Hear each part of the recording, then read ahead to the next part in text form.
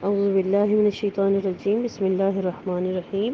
سبحانک لا علم لنا الا ما علمتنا انک انت العلیم الحکیم آمین یا رب العالمین۔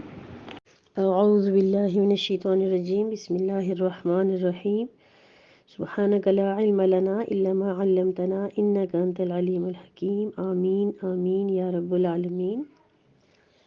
اس سے پہلے جو گزشتہ آیات گزر چکی ہیں، اس میں یعنی اللہ تعالیٰ نے فرمایا کہ جو ذکر اور نصیحت سے اعراض کرے گا اس کا انجام جو ہے یہ ہوگا کہ اس کی دنیا کی زندگی جو ہے وہ تنگ ہو جائے گی، یعنی وہ سکون اور اطمینان سے محروم ہو جائیں گے، اور ان کی قبر کی زندگی جو ہے وہ بھی بڑی تنگی میں گزرے گی۔ اور دوسری بات یہ کہ جب وہ حشر میں اٹھیں گے تو اندھے اٹھیں گے۔ اس کے بعد اللہ تعالیٰ نے نصیحت کے طور پہ جو پچھلی قومیں تھیں ان کی جو ہلاکت ہے اور بربادی کا حال بھی سنایا، اور یہ بھی فرمایا کہ ان واقعات میں صاحب عقل لوگوں کے لیے نشانیاں ہیں۔ اور آج کی آیات میں جو ابتدائی آیات ہیں اس میں بھی جو ہے اللہ تعالیٰ نے آپ کو تسلی نازل فرمائی ہے،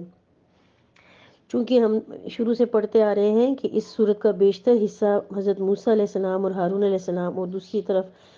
فرعون اور اس کی حواریوں کی حالات پر مشتمل ہے۔ تو در حقیقت ان واقعات کو بیان کرنے میں اللہ تعالیٰ نے نبی علیہ السلام اور آپ کے ساتھیوں کو تسلی دلائی ہے کہ دیکھیں آپ سے پہلے بھی اللہ کے نبیوں کو کس قدر تکلیفیں آئیں، لیکن وہ اپنے مشن پر کامیاب رہے تو اللہ تعالیٰ نے ان کو کامیابی عطا فرمائی۔ اسی طرح آپ اور آپ کے صحابہ کو بھی بڑے مشکل حالات سے گزرنا پڑے گا، لیکن بالآخر کامیابی آپ ہی کی ہوگی۔ مشکلات کی یہ سارے بادل چھٹ جائیں گے اور اللہ تعالیٰ آپ کو دنیا اور آخرت ساری فلاح نصیب فرمائے گا۔ اور یہ خوشخبری اس تمام مومنین کے لیے بھی ہے کہ جو اللہ تعالیٰ کے اوپر پورا بھروسہ رکھتے ہیں اور اللہ تعالیٰ کے اوپر یعنی ایمان لاتے ہوئے اللہ تعالیٰ کے سارے احکامات کو بجا لاتے ہیں، پھر بھی ان کی زندگی میں کوئی پریشانی ہے، کوئی تکلیف ہے، تو اللہ تعالیٰ اس تکلیف کے بادل کو انشاءاللہ ایک دن ایسا آئے گا کہ یہ بادل چھٹ جائیں گے اور اللہ تعالیٰ راحت اور سکون عطا فرمائیں گے۔ اور آخرت کی راحت، آخرت کا آرام، قبر کی جو راحت ہے، قبر کا آرام ہے، وہ تو انشاءاللہ مومن کو ملے گا ہی ملے گا، لیکن دنیا میں بھی اللہ تعالیٰ اس کو نقد اس کا آرام دیں گے، نقد انعام دیں گے۔ پہلے تو 129 آیت میں اللہ تعالیٰ نے یہ فرما دیا کہ یعنی جو نافرمانوں کی ہلاکت اور تباہی تو یقینی ہے، مگر اللہ تعالیٰ نے ان کو ایک خاص وقت تک مہلت دی ہوئی ہے۔ کیوں؟ اس کی وجہ یہ ہے کہ تاکہ جو جنہوں نے توبہ کرنی ہے وہ توبہ کر کے گناہوں سے باز آ جائیں۔ یہ اللہ تعالیٰ کا قانون ہے جو کہ ایک دم سے یعنی بندے کو نہیں پکڑتے، بلکہ اس کو تھوڑی مہلت دی جاتی ہے، ٹھیک ہے؟ تو اس بات کو جو ہے مختلف صورتوں میں بیان کیا گیا ہے کہ اللہ فرماتے ہیں کہ میں ان کو مہلت دیتا ہوں، بے شک میری تدبیر مضبوط ہے، تو فوری طور پر جو ہے وہ جو لوگوں کو سزا نہیں دی جاتی، لیکن بالآخر ان کو یعنی سزا ضرور دی جاتی ہے مہلت کے بعد۔ تو فرمایا اعوذ باللہ من الشیطان الرجیم ولولا کلمۃ سبقت من ربک، کہ اگر تیرے پروردگار کی طرف سے یہ بات طے نہ ہو چکی ہوتی، پہلے سے طے شدہ نہ ہوتی، تو طے شدہ بات کیا ہے کہ یہی ہے کہ اللہ تعالیٰ نے یعنی یہ جو اللہ کا قانون ہے کہ ایک دم سے مجرموں کو سزا نہیں دی جاتی بلکہ نافرمانوں کو مہلت دیتا ہے، اگر یہ بات نہ ہوتی تو کیا ہوتا، لکان لزامن، تو افراد اور قوموں کی ہلاکت لازمی ہو جاتی۔ اور دوسری طرف یہ کہ اجل مسمى، یعنی ہر کام کے لیے ایک وقت مقرر ہے، ہر شخص اور ہر قوم کی عروج اور زوال کا وقت مقرر ہے، تو مجرموں کی سزا اور صالحین کی جزا کا وقت بھی اللہ تعالیٰ نے مقرر کیا ہوا ہے۔ یعنی جیسے پیدائش اور موت کا وقت مقرر ہوتا ہے، اسی طرح ہر انسان کی یعنی جس طرح انسان کی ہر بندے کی ایک انفرادی عمر ہوتی ہے، تو اس طرح بحیثیت مجموعی قوموں کی بھی ایک عمر ہوتی ہے۔ تو اللہ تعالیٰ نے فرمایا کہ خدا کا قانون اس کے مطابق اور ہر کام کا مقرر وقت پر ہونا جو ہے یہ نہ ہوتا تو افراد اور قوموں کی ہلاکت لازم ہو جاتی۔ اور آگے جو ہے تسلی کے طور پہ جو ہے کچھ اللہ تعالیٰ نے مضامین فرمائے۔ اس آیت میں تسلی کا مضمون ہے، حضور صلی اللہ علیہ وسلم سے اللہ تعالیٰ فرماتے ہیں کہ اگر کافر اور مشرکین آپ کو تکلیفیں پہنچاتے ہیں اور طعن و تشنیع کرتے ہیں، آپ کے صحابہ کو تکلیفیں دیتے ہیں، تو آپ دل برداشتہ نہ ہوں، بلکہ فاصبر علی ما یقولون، یعنی جو کچھ یہ لوگ کہتے ہیں اس پر آپ صبر کریں، اور مشرک اور کافر لوگ اہل ایمان پر جو طعنا کرتے تھے، ان کے دین کو برا بھلا کہتے تھے یا ان کو جسمانی تکلیفیں دیکھتے تھے. ہم اکثر جیسے کتابوں میں حیات صحابہ میں بھی پڑھتے ہیں کہ صحابہ اکرام نے اس دین کی خاطر کتنی بڑی بڑی قربانیاں دیں، پھر بھی صبر کا دامن جو ہے وہ مضبوطی سے تھامے رکھا. ان کے جسموں کو جلایا جاتا تھا، ان کو بھوکا پیاسا رکھا جاتا تھا، ان کے بال جو ہے وہ نوچ لیے جاتے تھے، ان کو یعنی جو شادی شدہ تھے ان کی بیویاں جو ہے ان سے طلاقیں لے کے چلی گئی، جن کے پاس بیٹیاں تھیں کافروں کی، انہوں نے بیٹیوں کو طلاقیں دلوا دی. بہت زیادہ یعنی تکلیفیں برداشت کی. لیکن اللہ تعالیٰ نے کیا فرمایا کہ آپ سب ان چیزوں پر صبر کریں. ٹھیک ہے نا، آپ کو جو ہے یعنی صبر کی تلقین کی گئی. تو دو چیزیں جو ہے قرآن نے بتائیں کہ جب بھی کوئی مصیبت اور پریشانی آ جائے مومن پر تو اسے دو چیزوں سے کام لینا چاہیے. پہلی جو چیز ہے وہ تو ہے صبر. ٹھیک ہے، تو صبر جو ہے اس کے متعلق یہ ہے کہ بہت بڑی ایک یعنی اللہ تعالیٰ کی ایک بہت بڑی نعمت ہے. جس کو صبر شکر یہ مل جائے تو کہتے ہیں اس کو پورا دین مل جاتا ہے. آدھا دین صبر میں اور آدھا دین جو ہے وہ شکر میں ہے. یعنی جب نعمت ملے تو اللہ تعالیٰ کا شکر ادا کریں، جب تکلیف آئے تو اس پہ صبر کریں. تو ہر تکلیف کے مقابلے میں صبر کرنا جو ہے یہ اللہ تعالیٰ نے اس پہ بہت انعامات رکھے ہیں. دیکھیں ہر انسان کا کوئی نہ کوئی دشمن ہوتا ہے، چھوٹا بڑا اچھا برا،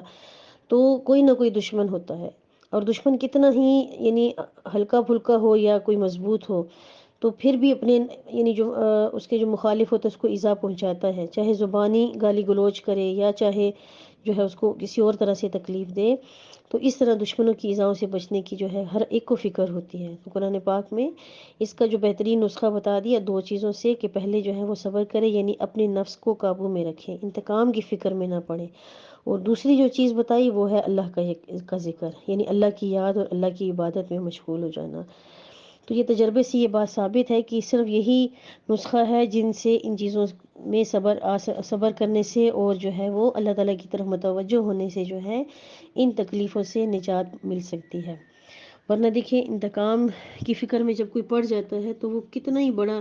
صاحب اقتدار ہو تو یعنی یہ اس کے لیے ایک مستقل عذاب بن جاتا ہے. ہر وقت اس کی سوچیں، اس کی پریشانیاں، اس کی توجہ، اس کے دن رات اسی چیز میں گزرتے ہیں. جبکہ اس کی اللہ تعالیٰ نے کیا فرمایا کہ انسان کو چاہیے کہ اس کے بجائے حق تعالیٰ کی طرف جو ہے وہ توجہ کرے اور یہ دھیان کرے کہ اس دنیا میں کوئی کسی کو کسی طرح کا نقصان یا تکلیف جو ہے اللہ کی اجازت کے بغیر نہیں پہنچا سکتا. تو جو کچھ بھی اس کے ساتھ پیش آ رہا ہے اس میں ضرور کوئی نہ کوئی حکمت ہوگی. اور جب یہ بات سوچیں گے تو خود بخود جو ہمارا غصہ ہے وہ کم ہو جائے گا. تو صابرین کے لیے تو اللہ تعالیٰ نے اتنی خوبصورت جنت رکھی ہے کہ ایک جگہ ایک عالم بیان فرما رہے تھے تو انہوں نے فرمایا کہ اللہ تعالیٰ نے ایسی خوبصورت جنتیں اور ایسی خوبصورت محل تیار کر رکھے ہیں صبر کرنے والوں کے لیے کہ شیشے کے وہ محل ہوں گے اور اس کو جو دیکھے گا تو وہ دیکھنے والا اس کو دیکھے گا تو وہ ہر رنگ اس میں نظر آئے گا. دیکھیں گے تو سرخ رنگ بھی نظر آئے گا، اگر دیکھیں گے تو اس میں سے سبز رنگ بھی جھلک رہا ہوگا، اس میں سے پیلا رنگ بھی جھلک رہا ہوگا، مختلف قسم کے رنگ جو ہے اس شیشے میں سے جھلک رہے ہوں گے. آج ہم دنیا میں بھی دیکھتے ہیں نا بعض ایسے کرسٹل کے گلاس وغیرہ ہوتے ہیں یا ڈیکوریشن پیس ہوتے ہیں جو بظاہر تو بالکل سفید معلوم ہوتے ہیں، لیکن تھوڑا سا ہم ادھر ادھر ہل کے ان کو دیکھیں تو کیا ہوتا ہے، کبھی نظر گھما کے ان کو دیکھیں ایک طرف سے کبھی دوسری طرف سے تو کیا ہوتا ہے اس میں مختلف شیڈ نظر آتے ہیں. تو یہ تو دنیا کی چیزیں ہیں. تو جنت کو تو ہم کہتے ہیں نہ کسی ایسی چیز نعمتیں ہیں جو نہ کسی آنکھ نے دیکھی نہ کسی یعنی کان نے سنی نہ کسی دماغ میں جو ہے یا دل میں ان کا خیال پیدا ہو سکتا ہے. ایسی نعمتیں ہیں. تو ایسا وہ خوبصورت محل ہوگا، جنتی جب اس کو شوق سے دیکھیں گے اور کہیں گے کہ یہ کس کا محل ہے تو اس کو بتایا جائے گا کہ یہ فلاں جو ہے جس نے دنیا میں صبر کیا یہ اس کے لیے یہ محل تعمیر کیا گیا ہے. تو اس وقت جو ہے وہ ہر بندہ حسرت کرے گا کہ کاش دنیا میں میرے بدن کو کینچیوں سے کاٹا جاتا، میں اس پہ صبر کرتا، اگر مجھے معلوم ہوتا کہ مجھے اس صبر کا یہ نتیجہ ملے گا، یہ بدلہ ملے گا. تو اس لیے ہمیں چاہیے کہ ہمیں چھوٹی بات پیش آئے یا بڑی سے بڑی تکلیف ہم صبر کا دامن نہ چھوڑیں.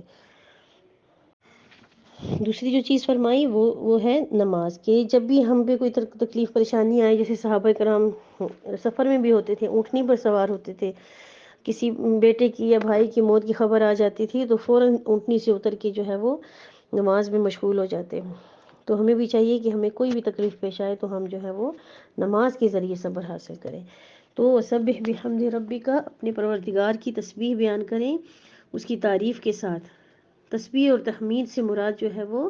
نماز ہے، ٹھیک ہے، کیونکہ نماز میں تسبیح بھی ہے، تحمید بھی ہے، مناجات جو ہے وہ بھی ہے۔ تو اللہ تعالیٰ نے مطلب کئی جو قرآن پاک کی آیتیں ہیں اس میں 5 نمازوں کی طرف اشارہ کیا ہے، ٹھیک ہے۔ تو اس سے پہلے جو سورہ بنی اسرائیل گزر چکی ہے اس میں بھی 5 نمازوں کی طرف اشارہ کیا گیا، اور آج اس جو آیت ہم پڑھ رہے ہیں اس میں بھی جو ہے 5 نمازوں کی طرف اشارہ کیا گیا ہے کہ تسبیح اور تنزیہ بیان کرو قبل طلوع الشمس، یعنی سورج کے طلوع ہونے سے پہلے، یعنی اس کے ظاہر ہے اس سے پہلے، تو اس کے ظاہر ہونے سے پہلے یا طلوع ہونے سے پہلے جو نماز ہے وہ ہے فجر کی نماز، ٹھیک ہے،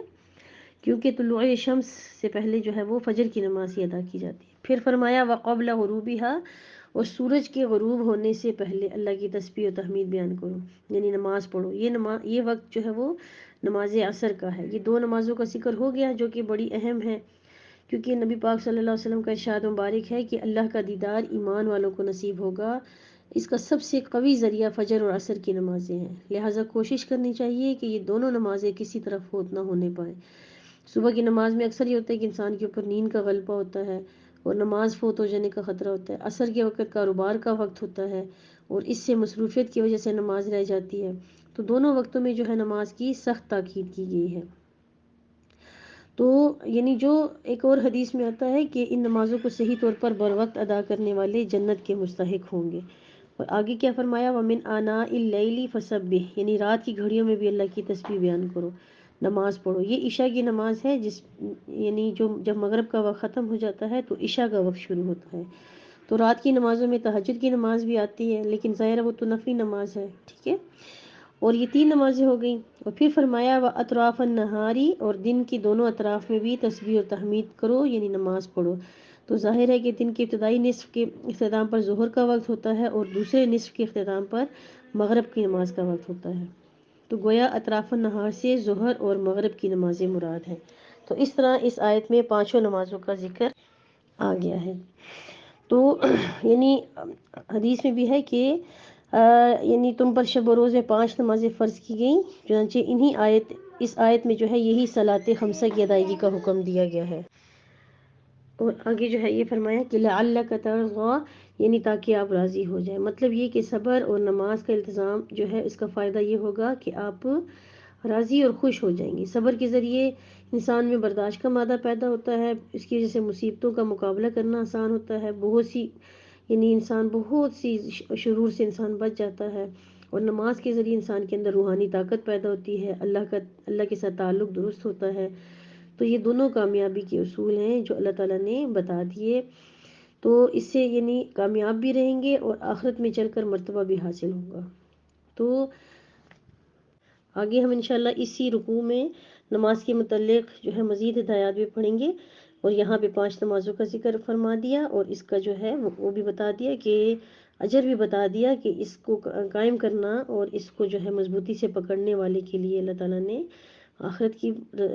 وہ زندگی رکھی ہے جو اس کی منمانی زندگی ہوگی، کیونکہ اللہ تعالیٰ جب یہاں پہ انسان جو ہے وہ اپنی رب چاہی زندگی گزارے گا تو انشاءاللہ کل آخرت میں جو ہے اللہ پاک اس کو من چاہی زندگی عطا فرمائیں گے، اور جو یہاں پہ من چاہی زندگی گزارے گا تو پھر آخرت میں ہمیں رب چاہی زندگی گزارنی ہوگی۔ اللہ تعالیٰ ہم سب کو عمل کی توفیق عطا فرمائیں، آمین ثم آمین۔ جیسا کہ ہم بار بار یہ بات پڑھ چکے ہیں کہ یہ ساری صورت اللہ تعالیٰ نے حضور صلی اللہ علیہ وسلم اور آپ کے صحابہ کی تسلی کے لیے نازل فرمائی تھی، اور اہل ایمان یعنی کافروں اور مشرکین کے ہاتھ بہت زیادہ پریشان اور تکلیفوں میں مبتلا ہوئے، تو اللہ تعالیٰ نے موسیٰ علیہ السلام اور فرعون کا واقعہ یعنی یہاں پہ یاد دلا کے اور بیان فرما کر مسلمانوں کو تسلی دی کہ اہل ایمان کو ہمیشہ سے ایسے حالات سے گزرنا پڑا ہے، لہٰذا آپ جو ہیں وہ بد دل نہ ہوں،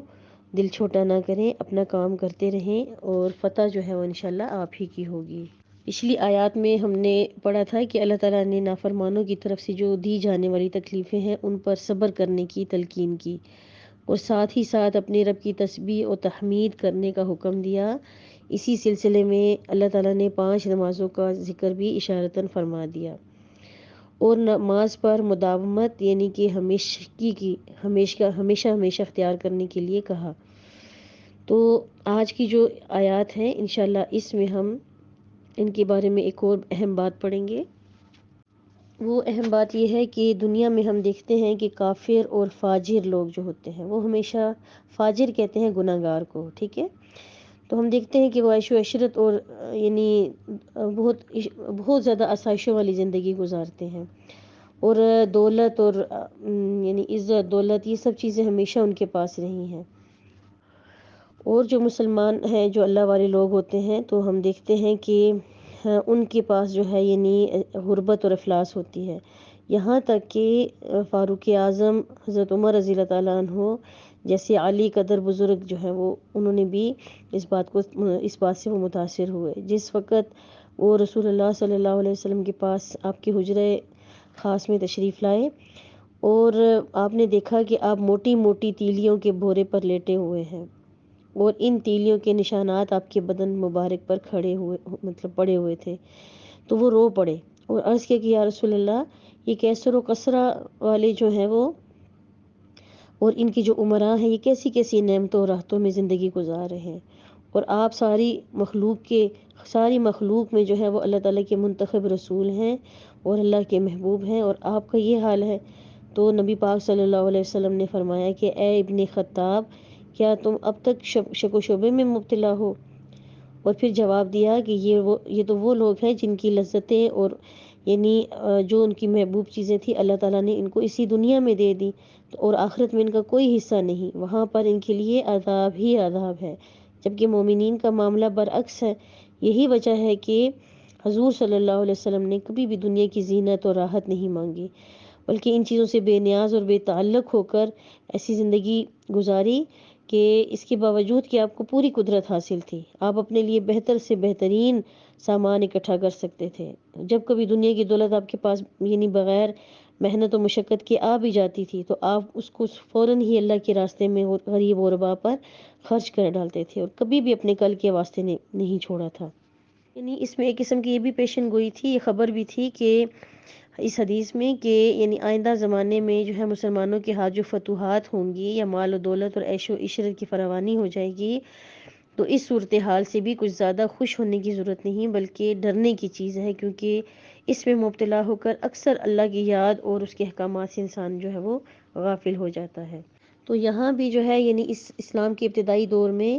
اہل ایمان دنیاوی اعتبار سے بڑی غربت کی زندگی بسر کر رہے تھے، جبکہ اللہ اور اس کے رسول کے جو باغی تھے، جو نافرمان لوگ تھے، وہ عیش و عشرت میں کھیل رہے تھے۔ ان کے پاس مال تھا، دولت تھی، جانور تھے بہت زیادہ، مکانات تھے، سواریاں تھی، باغات تھے، سب کچھ تھا، لیکن وہ یعنی اللہ کی توحید ان کے پاس نہیں تھی، وہ اس چیز سے محروم تھے۔ تو کبھی کبھار ایسا ہوتا تھا کہ ایمان والے جو ہے وہ مالدار منکرین کی طرف رشکمیز نظروں سے دیکھتے تھے، تو اسی چیز کو اللہ تعالیٰ نے یہاں پہ بیان فرمایا، وَلَا تَمُدَّنَّ عَيْنَيْكَ إِلَىٰ مَا مَتَّعْنَا بِهِ أَزْوَاجًا مِّنْهُمْ، کہ آپ اپنی آنکھیں یعنی اس فائدے کی طرف نہ کریں جو لوگوں کو ہم نے دیا۔ تو یعنی دنیاوی زندگی میں جو لوگوں کو فائدہ دیا ہے، جو دنیا کی زندگی کی بہانے ہیں، ان کی طرف اپنی آنکھیں اٹھا کر بھی نہ دیکھیں جو ہم نے ان کافروں میں سے مختلف لوگوں کو دی۔ یہاں پہ جو ازواج منہم یعنی مختلف لوگوں کو، تو مختلف لوگ اس لیے فرمایا کیونکہ کافر بھی کئی قسم کے ہوتے تھے، اس میں یہود بھی تھے، نصارہ بھی تھے، مشرکین بھی تھے، ٹھیک ہے۔ تو اس لیے یہاں پہ فرمایا کہ ان کافروں کو جو اللہ تعالیٰ نے یعنی زندگی کے مزے دیے ہیں، تو ان کو دیکھ کر اب آپ جو ہیں متاثر نہ ہوں۔ کیونکہ یہ چیزیں ان لوگوں کے حق میں فائدہ مند نہیں ہیں۔ یہاں پر سب مسلمانوں کو یہاں پہ اور پوری امت کو یہاں پہ سمجھانا ہے کہ دنیا کے مالداروں سرمایہ داروں کو قسم قسم کی دنیاوی رونقوں میں مبتلا دیکھیں اور طرح کی نعمتیں ان کے پاس دیکھیں، یا ان کے اونچے اونچے گھر دیکھیں، تو اس کی طرف نظر اٹھا کر بھی نہ دیکھیں، کیونکہ یہ سب عیش دنیا کے فانی چند روزہ کی ہیں۔ تو اللہ تعالیٰ نے جو نعمت ہمیں دی ہے اور مومنین کو بھی جو اللہ تعالیٰ نے اسلام کی نعمت سے نوازا ہے، تو وہ اس چیز سے بہت زیادہ بہتر ہے جو چند روزہ ہے۔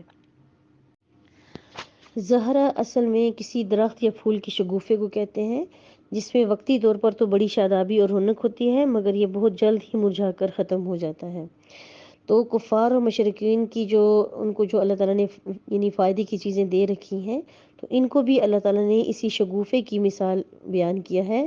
کہ شگوفے کی طرح دنیا کا مال، اسباب، عیش و عشرت اور تمام چیزیں جلد ہی ختم ہو جانے والی ہیں، ٹھیک ہے۔ اور انسان کے لیے کارآمد اور دیر پا رہنے والی چیز جو ہے اس کا ایمان ہے اور اس کی نیکی ہے۔ اگر کسی کو یہ چیز حاصل نہیں تو پھر پوری دنیا کی نعمتیں جو ہیں وہ اس کے لیے وبال ہیں، کیونکہ اس کے ذریعے اللہ تعالیٰ فرماتے ہیں کہ ہم ان کو آزما رہے ہیں۔ تو اس لیے یہاں پہ فرمایا کہ آپ ان کی جاہ و جلال کو، ان کی حشمتوں کو، ان کی نعمتوں کو پر تعجب نہ کریں اور نہ ہی ان کی طرف آنکھ اٹھا کر دیکھیں، کیونکہ یہ چیزیں ان کے حق میں مفید نہیں ہیں۔ کل کی جو آیات پڑھی اس کے ضمن میں ایک حدیث مبارک جو ہے اس کا یہاں پہ ذکر کریں گے کہ نبی پاک صلی اللہ علیہ وسلم کا ارشاد مبارک ہے کہ کسی بھی نافرمان، باغی یا سرکش کی اچھی حالت دیکھ کر رشک نہیں کرنا چاہیے اور نہ ہی اپنے لیے ایسی دعا کرنی چاہیے، کیونکہ اس کا آخری نتیجہ جو ہے وہ پشیمانی کی صورت میں نکلتا ہے۔ اور فرمایا کہ تم نہیں جانتے کہ اللہ کے ہاں ایسے لوگ کس چیز سے ملنے والے ہیں، یعنی یہ لوگ اللہ کے محبوب نہیں بلکہ یہ مبغوض ہیں، کیونکہ یہ چیزیں جو ہیں ان کو آزمائش کے واسطے عطا کی گئی ہیں اور چند دن بعد ان کے لیے نقصان کا باعث بننے والی ہیں۔ تو دنیا کی جتنی بھی بڑی بڑی سلطنتیں ہیں اور جاہ و اقتدار ہے، اس پر کبھی بھی رشک نہیں کرنا چاہیے۔ بڑے بڑے بنگلے دیکھ کر اور بڑے بڑے گھر اور ان کے اندر کی بڑی بڑی لگژری زندگی دیکھ کر کبھی بھی رشک نہیں کرنا چاہیے، کیونکہ یہ چند دن کی بات ہے، پھر وہی اندھیری راتیں ہیں، تو آخرت میں یہ چیزیں ان کے لیے سخت مضر ثابت ہوں گی۔ تو اگر کسی اللہ والے کے پاس یہ چیزیں ہوں تو پھر اس کو بدبختی کی علامت نہیں سمجھنی چاہیے، یعنی یہ ہر حال میں یہ چیزیں جو ہے آزمائش ہوتی ہیں، لیکن یہ ہے کہ یہ ضروری نہیں ہے کہ صرف بدبختوں کے پاس ہی جو ہے یہ آسائشی دنیا ہو۔ کبھی کبھی اللہ تعالیٰ جو ہے وہ اپنے نیک لوگوں کو بھی آسائشوں سے مالا مال فرماتے ہیں، لیکن یہ یاد رکھیں کہ ہر حال میں یہ چیزیں جو ہیں وہ یعنی کہ انسان کے لیے جو ہے وہ آزمائش ہے، ٹھیک ہے۔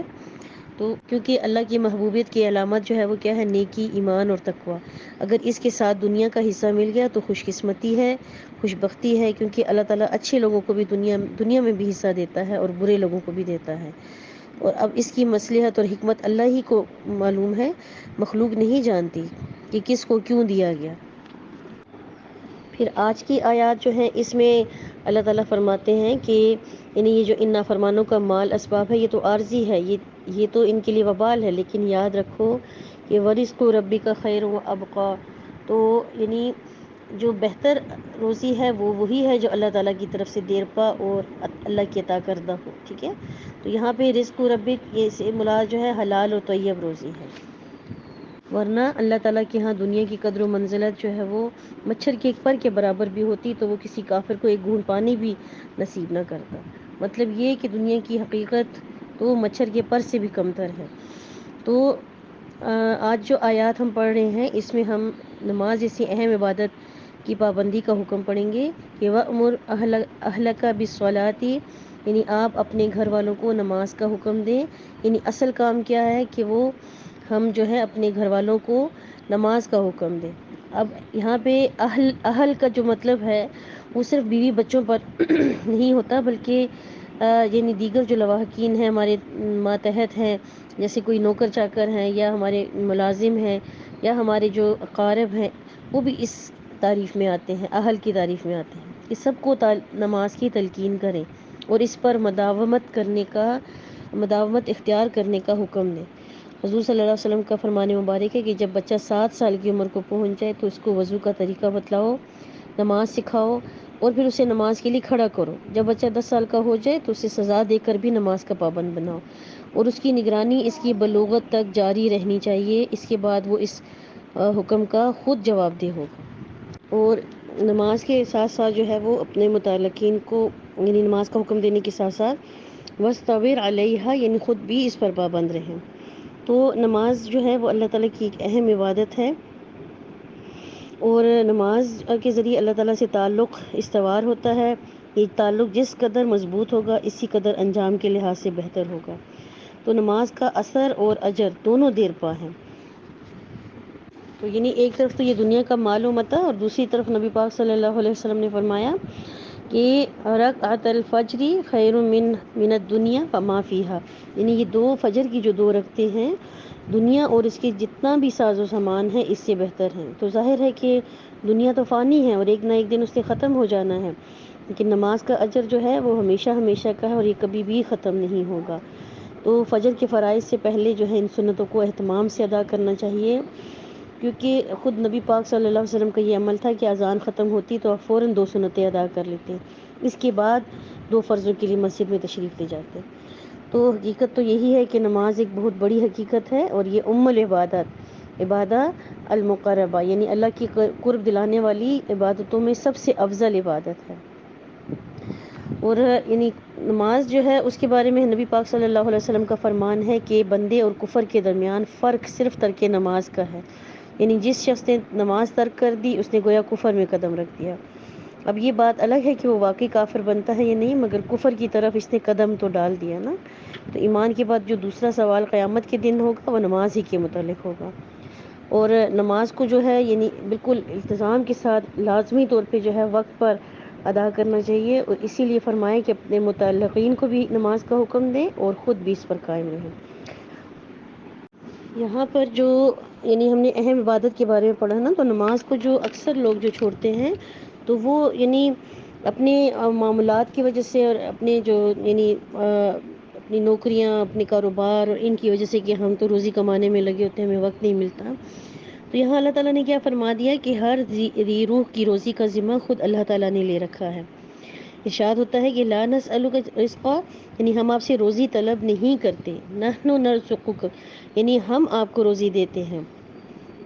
تو دیکھیں شاہ عبد القادر رحمۃ اللہ علیہ فرماتے ہیں کہ بڑی عجیب بات ہے کہ دنیا کے آقا اپنے غلاموں سے کمائی کروا کے خود کھاتے ہیں، مگر اللہ تعالیٰ فرماتے ہیں کہ ہمیں تمہاری کمائی کی ضرورت نہیں، بلکہ تمہیں بھی روزی ہم خود دیتے ہیں۔ تو اس کا جو معاملہ ہے وہ اللہ تعالیٰ نے اپنے ہاتھ میں رکھا ہوا ہے۔ ہاں وہ اسباب ضرور مہیا کرتا ہے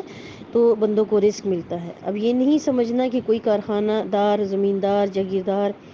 یا کوئی بھی جو ہے وہ روزی کا ذمہ دار ہے، یہ چیز اللہ نے مخلوق کے ہاتھ میں نہیں رکھی۔ تو ہم انشاءاللہ قرآن پاک میں بار بار یہ جگہ آتی ہے، ہم پڑھتے بھی رہیں گے کہ اگر روزی کے انتظام بندوں کے ہاتھ میں ہوتا تو وہ خرچ ہو جانے کے ڈر سے روک رکھتے، لوگ بھوکے مرنے لگتے۔ تو انسان تو تنگ دل ہی واقع ہوا ہے، تو اسی لیے اللہ تعالیٰ نے رزق جو ہے وہ اپنے ہاتھ میں رکھا ہوا ہے۔ تو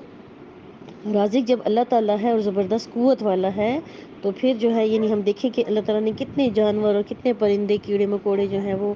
زمین کی پشت پر جو چلتے ہیں، وہ سب اللہ تعالیٰ ان سب کو روزی اللہ تعالیٰ دیتا ہے۔ اب ہمیں کیا چاہیے کہ انسان کو کہ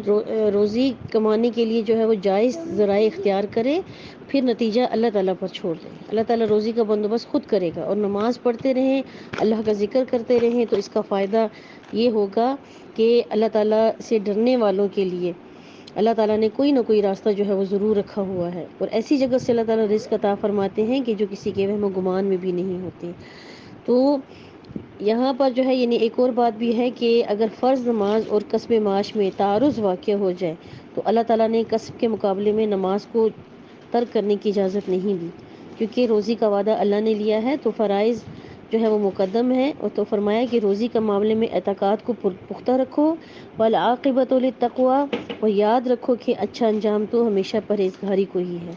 تو یعنی فسق و فجور اور گناہوں کا انجام اچھا نہیں ہوتا، بہترین انجام کس چیز کا ہے؟ توحید کا، ایمان کا، اخلاص اور تقوی کا،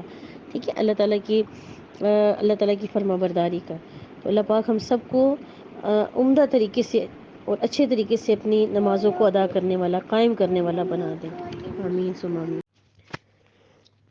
اس سورہ مبارکہ میں، سورہ طٰہٰ میں اللہ تعالیٰ نے نبی پاک صلی اللہ علیہ وسلم اور آپ کے صحابہ کو تسلی کا مضمون بیان فرمایا، اور آپ کو جرأت دلائی، ہمت دلائی کہ اللہ تعالیٰ کا پیغام پہنچانے کے لیے حق تبلیغ ادا کرتے رہیں اور مخالفوں کی کچھ بھی پرواہ نہ کریں۔ اور پھر اس میں جو ہے حضرت موسیٰ علیہ السلام اور حضرت ہارون علیہ السلام کا واقعہ سنایا گیا کہ کس طرح فرعون اور اس کی قوم کے سرکش لوگوں کا مقابلہ کیا، اور کیسی کیسی تکلیفیں برداشت کیں، اور پھر آخر میں کامیابی اللہ تعالیٰ نے ان کو عطا فرمائی۔ اور اسی طرح اللہ تعالیٰ نے فرمایا کہ یعنی نافرمان جو کفار مشرکین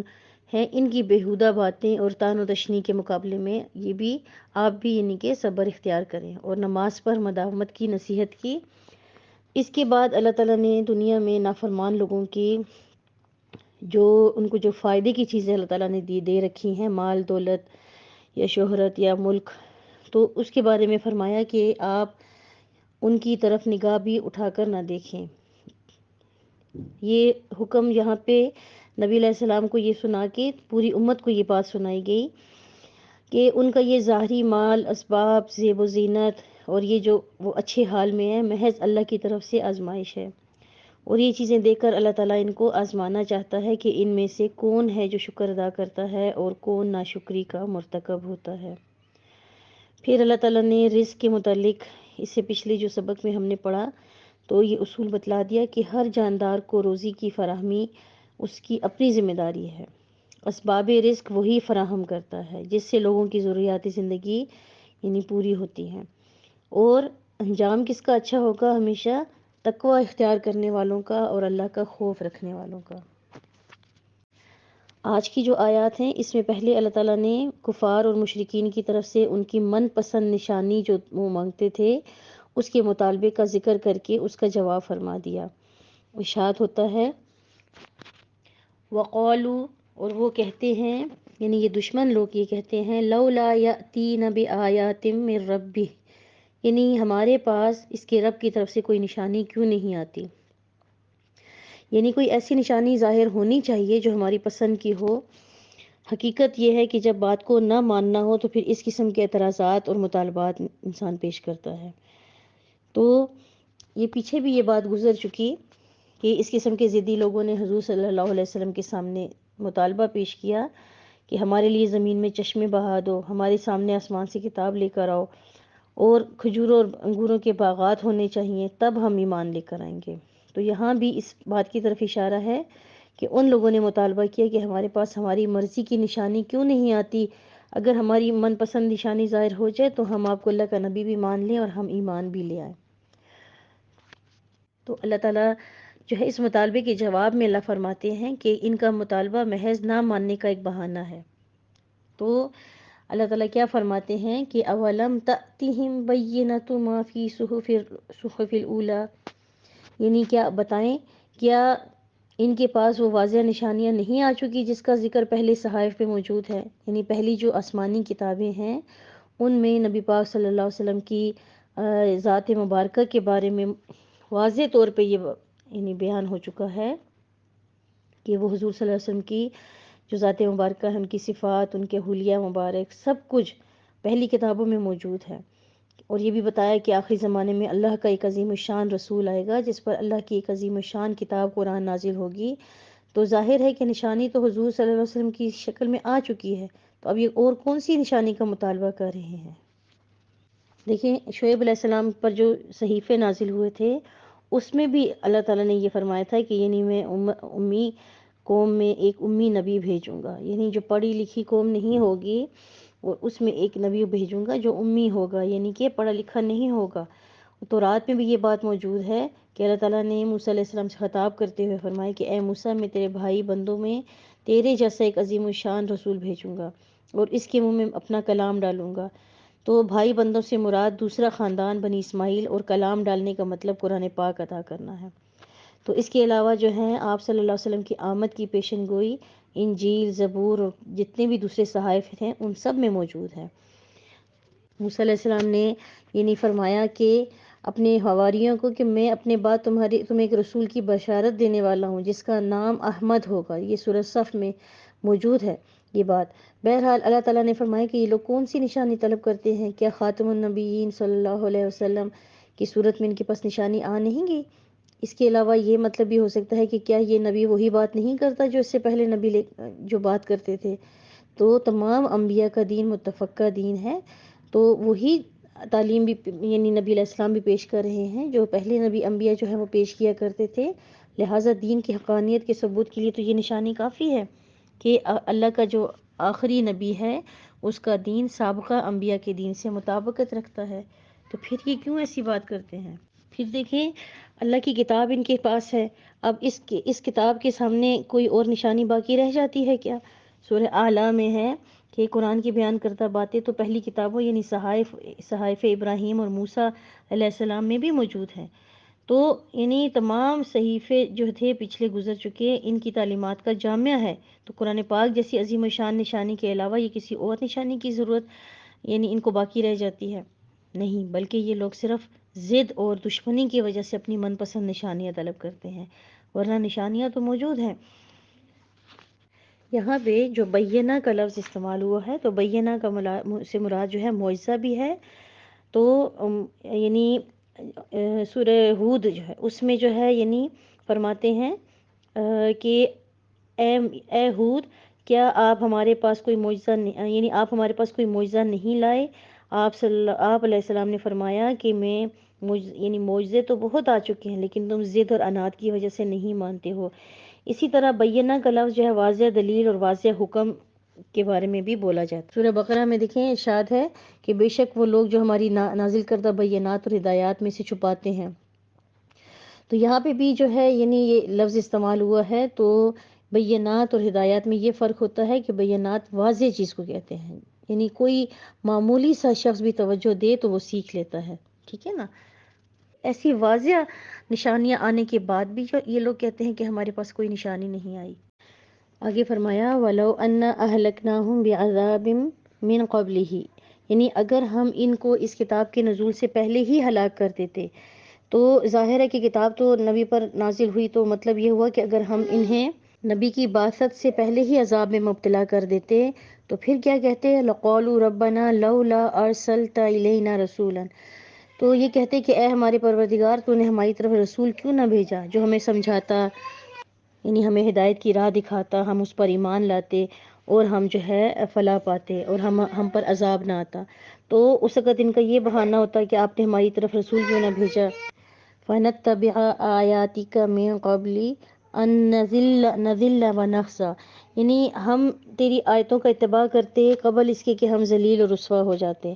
تو اگر اللہ تعالیٰ نے ان کو عذاب دینا چاہتا تو پیغمبر بھیجے بغیر، نبی بھیجے بغیر دے سکتا تھا، کیونکہ اللہ تعالیٰ نے ان کو عقل جیسی نعمت عطا کی تھی جس کے ذریعے وہ اللہ تعالیٰ کی وحدانیت کو پہچان سکتے تھے، مگر پھر بھی اللہ نے نبی بھیج کر اور کتابیں بھیج کر تمام حجت تمام کر دی، یعنی کوئی بہانہ اور کوئی عذر ان کے پاس باقی نہ رہے کہ ہمارے پاس کوئی ڈرانے والا نہیں آیا، ٹھیک ہے؟ یعنی غرض یہ کہ تمہارے پاس نبی اور رسول بھیجے، کتابیں آئیں اور نصیحت دینے والے پہنچے، عقل دی، اللہ کی پہچان کے سارے اسباب مہیا کیے، تاکہ کل کو کوئی شخص یہ نہ کہہ سکے کہ اگر ہمارے پاس کوئی رسول آ جاتا تو ہم ضرور ایمان لے آتے۔ یعنی اب حجت تمام ہو چکی ہے، اب ان کے پاس کوئی بہانہ نہیں ہے، تو اب یہ لوگ قیامت کے دن بھی کوئی سوال نہیں کر سکیں گے، کوئی کسی چیز پر جو ہے وہ اعتراض نہیں کر سکیں گے۔ اور آگے ارشاد فرمایا قل، اے پیغمبر آپ ان لوگوں سے کہہ دیجئے کل متربص فتربصوا، ہر شخص راہ دیکھتا ہے یعنی منتظر ہے، لہٰذا آپ بھی انتظار کریں۔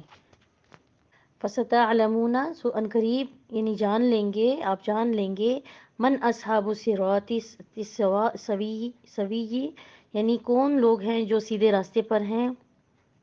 ومن اہتدی، اور کس نے جو ہے وہ ہدایت پائی، یعنی آپ کو جلد ہی معلوم ہو جائے گا کہ سیدھے راستے پہ چلنے والا کون ہے اور ہدایت یافتہ کون شخص ہے۔ مطلب یہ کہ تم اپنے طریقے پر رہ کر اللہ تعالیٰ کے فیصلے کا انتظار کرو،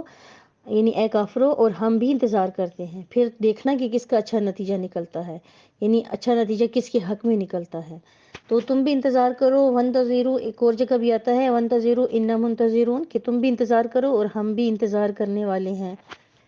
تو آج تو یہ مخالفت کرتے ہیں اور دین حق پر اعتراضات کرتے ہیں، ان قریب پتہ چل جائے گا کہ صراط مستقیم پر کون ہے اور ہدایت یافتہ کون ہے۔ تو اس مقام پر صراط مستقیم اور ہدایت یافتہ دو الگ الگ لفظ استعمال ہوئے ہیں، حالانکہ بظاہر ایک ہی شخص دونوں صفات کے یعنی دونوں صفات کے مالک ہو سکتے ہیں۔ تو ان دونوں میں فرق صرف یہ ہے کہ جو صراط مستقیم پر ہے وہ ابھی راستے پر چل رہا ہے، اور جس کو ہدایت یافتہ کہا گیا ہے وہ منزل مقصود تک پہنچ چکا ہے۔ یعنی جو شخص ابھی چل رہا ہے اس کی منزل پر پہنچنے کا پورا یقین تو نہیں ہو سکتا نا، البتہ جو ہدایت یافتہ ہے تو وہ منزل پر پہنچ کر کامیاب ہو گیا۔ تو اس میں یعنی تمام مشرکین کے اعتراضات کا یہاں پہ رد فرما دیا۔ اللہ تعالیٰ ہم سب کو جتنا بھی ہم قرآن پڑھ رہے ہیں اور سیکھ چکے ہیں اس پر پورا عمل کرنے کی توفیق عطا فرمائے، اور اس کا پورا حق تو ہم ادا نہیں کر سکے، جہاں جو کمی کوتاہی ہوئی اللہ تعالیٰ اس پہ ہمیں معافی عطا فرمائے، اور اللہ پاک ہمیں باعمل بنائے اور اس قرآن کے ساتھ ہی ہمارا حشر فرمائے، اور اس قرآن کو ہی کل قیامت کے دن ہمارے لیے شفاعت کا ذریعہ فرمائے، اور نبی پاک صلی اللہ علیہ وسلم کی شفاعت نصیب فرمائے۔ آمین ثم آمین۔